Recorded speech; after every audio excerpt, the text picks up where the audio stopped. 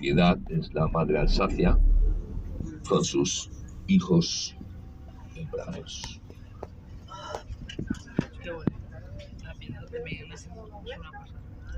Aquí está la Plaza de la República, ahora a la derecha está el Teatro Nacional de Estrasburgo